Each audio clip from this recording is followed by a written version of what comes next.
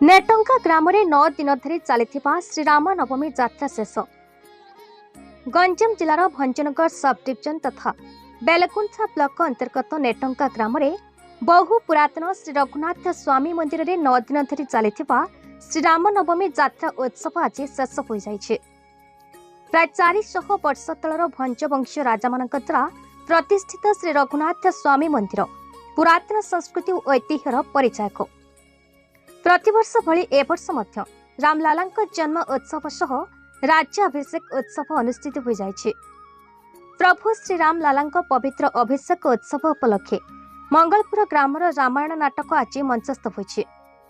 आज ही यात्रा उत्सव रे नेटंका ग्राम और निकटवर्ती ग्रामर हजार हजार लोके उपस्थित रही नाटक उपभोग करथिले।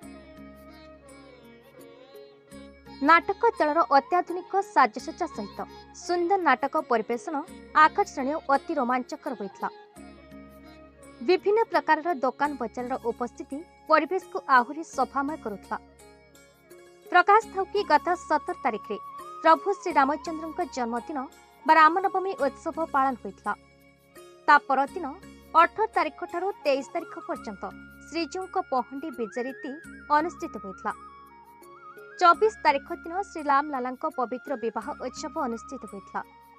25 तारिख दिन गुरुवार होइतिबारु प्रभुंक नगर भ्रमण शोभा यात्रा बंद रहितला। तापरे गत 26 तारिख शुक्रवार वनवास यात्रा, 27 तारिख शनिवार लंकापोड़ी यात्रा और रविवार 28 तारिख रे श्री रामलालांक पवित्र अभिषेक उत्सव अनुष्ठित होइतला। प्रभुंकर एही राज्य अभिषेक उत्सव उपलक्षे सोमवार दिन दिवस यात्रा रे प्रभु श्री रामलालांक उपरे आधारित पुराण नाटक रामायण मंचस्थ होइतिबा सूचना मिलिछि। नेटंका ग्राम रे अनुष्ठित होइतिबा एही यात्रा उत्सव जहाँकि श्री राम नवमी यात्रा नाम अभिहित तथा विख्यात। ए यात्रा उत्सव समग्र घुमसर अंचल एक ऐतिहासिक यात्रा।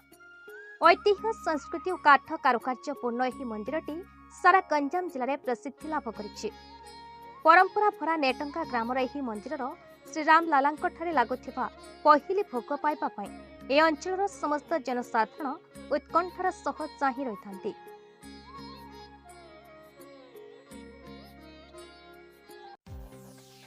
गंजाम जिलार शिप्रा पटनायक रिपोर्ट, भारत न्यूज।